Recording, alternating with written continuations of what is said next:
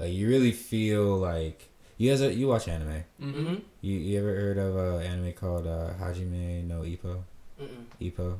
It's a boxing anime. It's like old school. Oh, sick. And essentially, like, they have these like scenes where like these guys are like powering up for like the cross or the jab or whatever, uppercut, and there's like wind like circulating around like their bicep. You know what I mean? Like it's like their fist is like powering up. Yeah. And, like, honestly, like when you're really like going into the motion, because like when you do a jab, right? Like it's your whole body. It's not just Yeah. jab. Mm-hmm. Like you really like go into it. Yeah. And when I just slowly like full extend, like, and I'm in the whole form, I literally can feel like the energy like rising from the ground type shit, coursing through my body, packing up in my shoulder. Yeah.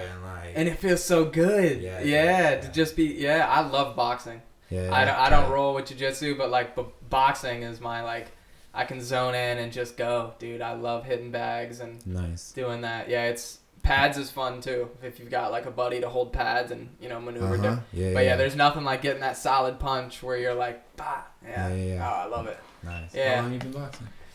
I mean, on and off, like never officially. I never went anywhere to learn, but it's something that when I was in high school, we would put gloves on and we just fucking duke it out. Funny story, Nate Morales knocked me out. Yeah, we were boxing in high school. Oh my He got me on a sweet spot, and I just remember waking up, and I was like, wow.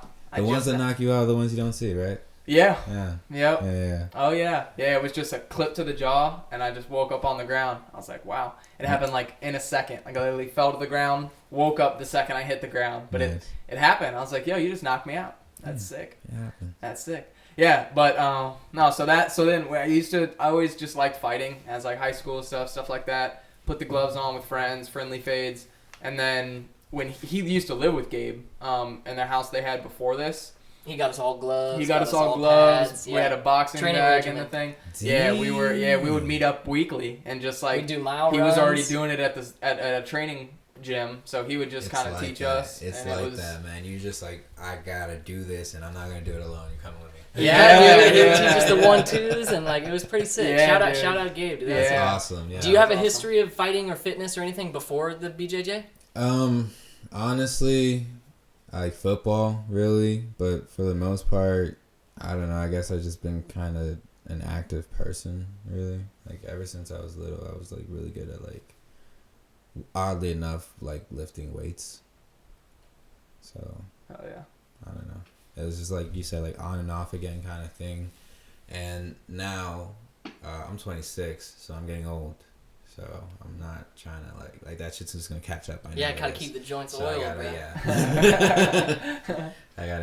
So I was like, let me get a discipline, and this was it. Dude, it's cool. It's cool that you mentioned anime too, like to relate it to how you like feel when you're performing some of these things, because like I think about that a lot in the gym, like when I'm working out, because it's like I was thinking about it today even, like me and Danny, we love Dragon Ball Z, like that's one of our top like favorite animes and stuff, and we like the concept of Super Saiyan is something that like it's fictional and it's like funny, you know, because they just yell a lot and power up until their like hair's gold, but it's like at the essence that's real shit, you know what I mean? Like me and Danny is it the 80% rule or something like that, where it's 40%. 40%, where it's 40%. like when you've reached your max, when you're like going to like do a number of push-ups or like whatever, it's like that's not your max. You keep pushing because like you haven't achieved your max yet, and you think this is your max because you feel so tired and wore out. But if you keep going, and it's the same with anything, you know, like whether you're like having a day of work and you're starting to feel tired and you're like, I need to go home, or like whatever, it's like you need to tap into that like inner, you know, that whatever that inner energy or whatever you call it, you know what I mean? Tap into it, and that's what, just like tapping into Super Saiyan, you know what I mean? It's like you unlock that, you know? Yeah. Mm-hmm. For me, it's like, well, first I would go back to anime. I believe that life is definitely like an anime. But that, for me, it's like that voice in your head, like that pops off when like, it's like, you know you're supposed to be doing something, but you don't want to. Mm-hmm. And then that voice is like, you know you're supposed to be doing this. I feel like that's what that is. And it's like you either choose to listen to it or not. Mm-hmm.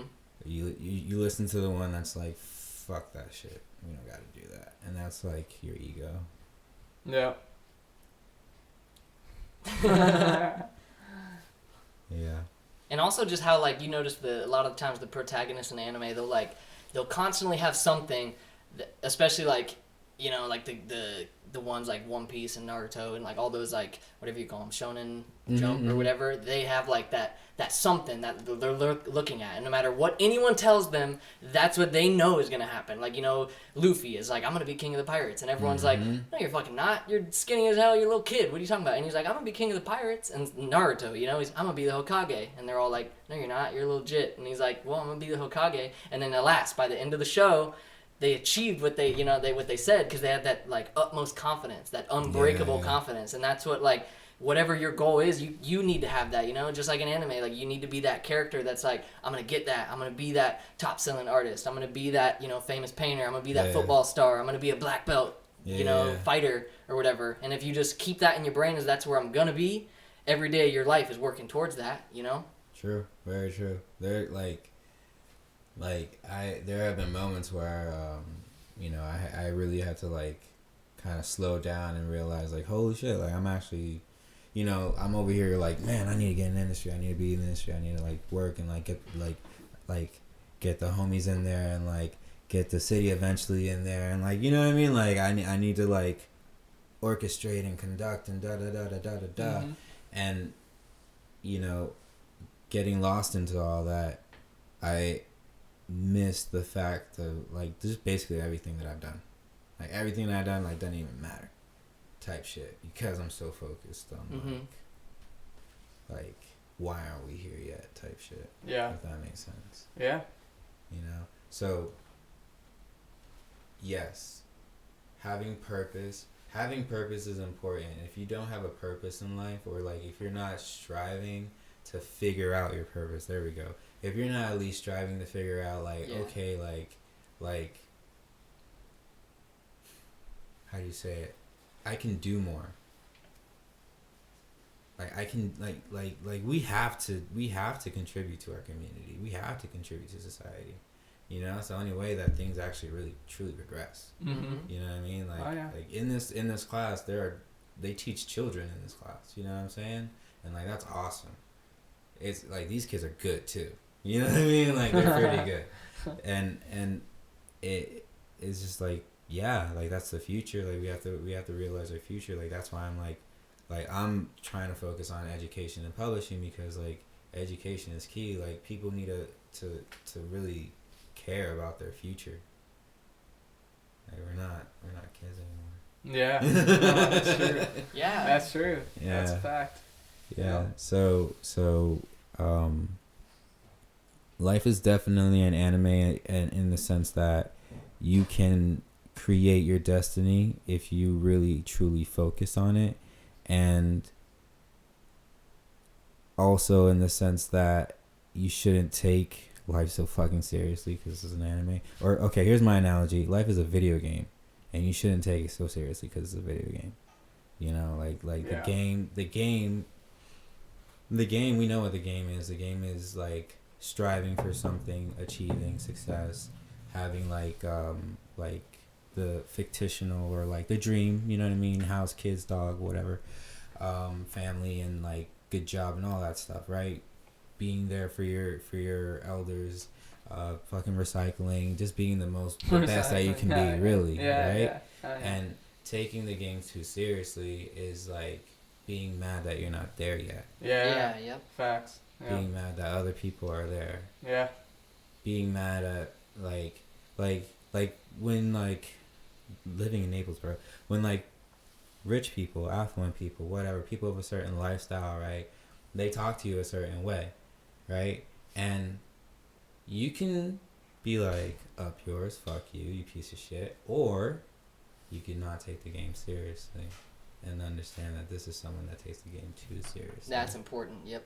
Because with all their money, they really think that you're about to do what the fuck they say. Yeah. That's hilarious. Oh, yeah. Yeah, I see that. I see that all the time. Yeah. Yeah. And practicing mindfulness, too. Like you said, it's important to focus on that goal, but sometimes you just get that tunnel vision. And sometimes life is throwing you, like, signs that maybe there's a like if you're so focused on achieving something, but like there's all these signs saying like, it's working in this avenue, come turn that way. And sometimes you need to pay attention to that, and to truly do that, sometimes you have to be present. You can't be too focused on the future or dwelling on what has happened or the past. It's like you gotta recognize the blessings you have right now, and recognize like what you have achieved. You like, I just did that, or this is happening, I have this in my life, and that's so cool, rather than like, I'm not where I want to be yet. This isn't moving fast enough. Yeah. Oh, for sure, that's me. That's me. Yeah. And we're all guilty of it. It's easy to fall, like take the game too seriously. It's so easy, because every single day we have these pressures, we have like insecurities. There's all stuff we got to work through. Mm-hmm. Definitely. Would you agree that it's?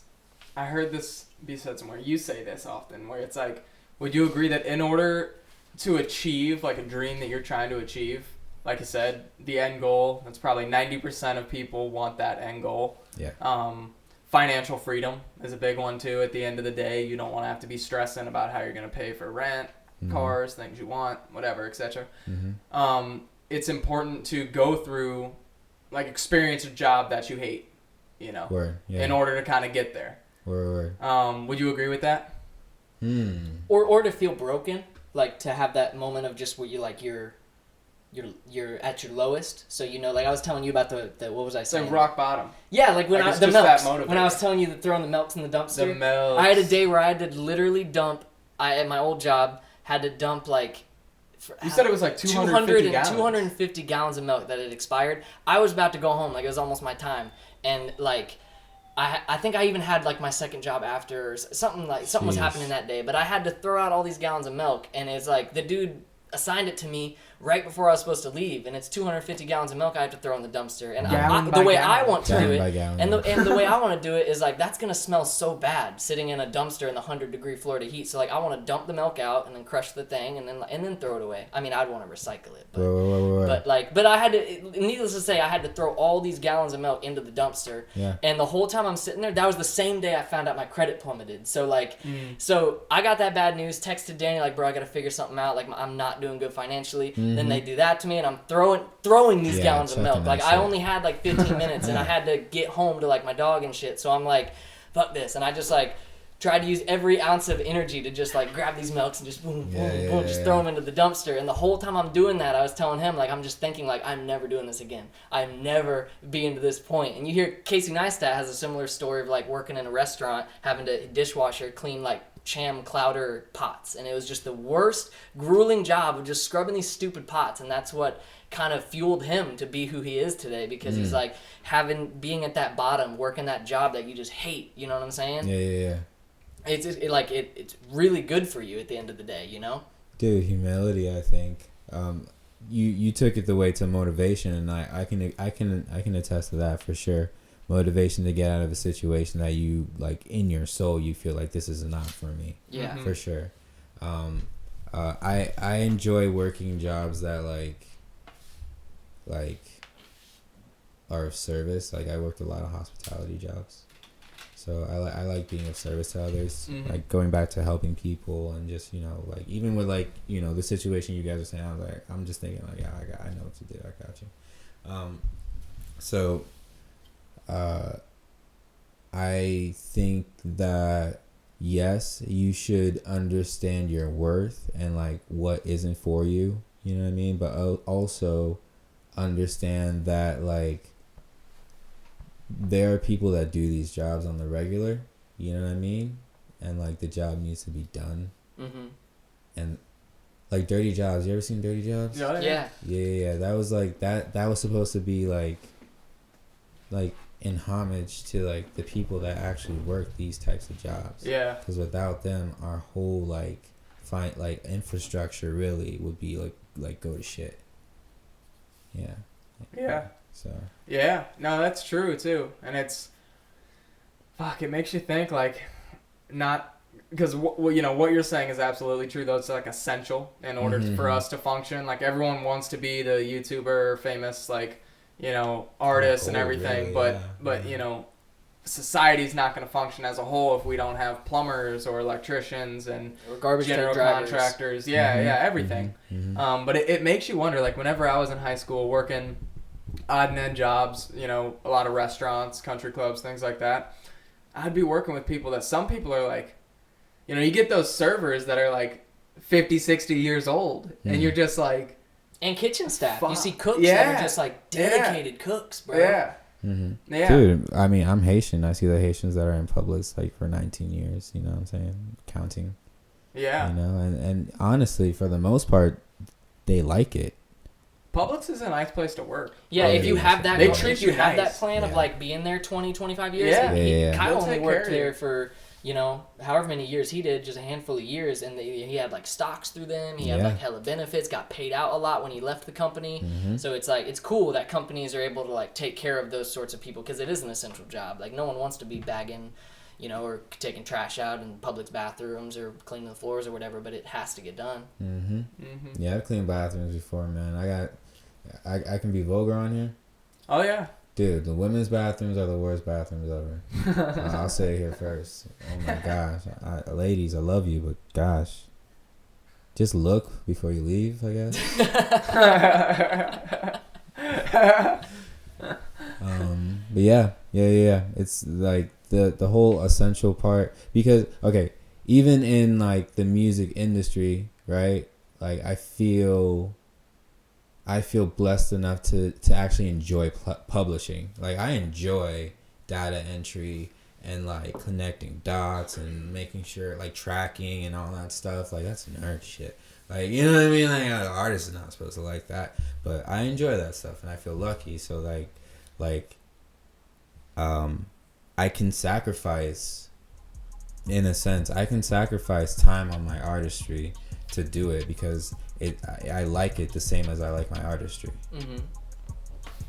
True. It's important to pay attention to that too, because I feel like we all have those, like, whether it be skills or feelings or whatever. It's like we have certain things about us. You know, maybe you like doing this sort of job, or you don't like doing that sort of job, and it's like you kind of got to pay attention to that. You know, it's like where it's like I said with the path. Like sometimes you have a different calling that you kind of need to put some attention towards as well. You know, because that might be where you fit into everything. That's how you're going to contribute best to the world, and you know what I mean, to your community.